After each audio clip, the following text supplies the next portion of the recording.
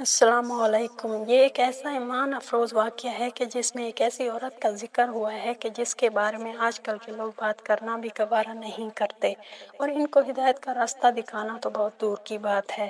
ایسے لوگ خود کوٹھے پر تو جاتے ہیں مگر دنیا والوں سے چھپ کر، یہ نہیں سوچتے کہ اللہ بھی دیکھ رہا ہے۔ یہ ویڈیو ان تمام لوگوں کے لیے ہے جو دوسروں کو گناہوں کی گندگی میں چھوڑ دیتے ہیں اور خود کو نیک و پارسا ظاہر کرتے ہیں۔ سچ ہمیشہ کڑوا ہوتا ہے نا، مگر اسے وہی برداشت کرتے ہیں جو اللہ کا خوف دل میں رکھتے ہیں۔ سید احمد شہید رحمت اللہ علیہ نے جب سکھوں کے خلاف جہاد کیا تھا تو دہلی کے کوٹھے پر ایک بہت مشہور رقاصہ تھی، موتی اس کا نام تھا۔ شاہ اسماعیل شہید رحمت اللہ علیہ عشاء کی نماز پڑھ کر نکلے اور بازار حسن میں پہنچے اور موتی کے گھر پر دستک دی۔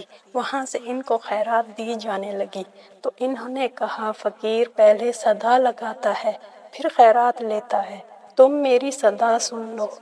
سب لوگ وہاں پر جمع ہو گئے تو آپ نے قرآن کی آیات تلاوت کی۔ والتین والزیتون، اللہ قسم ہے تین انجیر کی اور زیتون کی اور طور سنین کی اور پاک شہر کی، سب سے بہترین ہم نے انسان کو بنایا، پھر اس کو ہم نے سب سے ذلیل بنا کر پیچھے بھی لوٹایا۔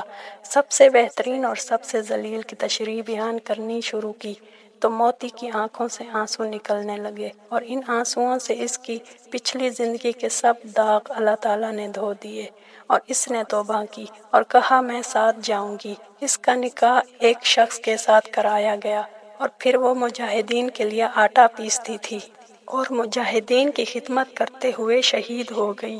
اس موتی کا کوٹھا کس نے چھڑایا؟ اللہ نے۔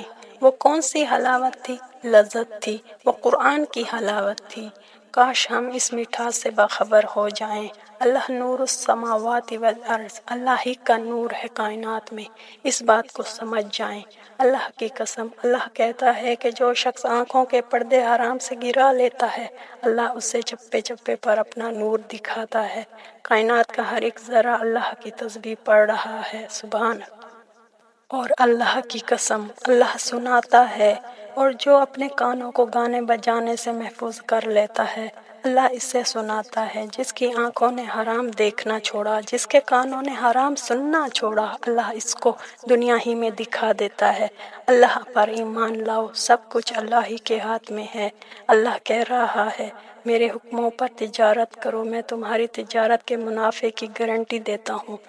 کوئی شے اپنی ذات میں کچھ نہیں، جو ہے میرے اللہ کا امر ہے، سبحان اللہ۔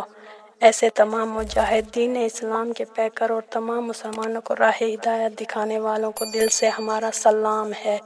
آپ کو یہ ایمان افروز واقعہ کیسا لگا ہے؟ اپنی قیمتی الفاظ میں ضرور بتائیں۔ فی امان اللہ، اللہ حافظ۔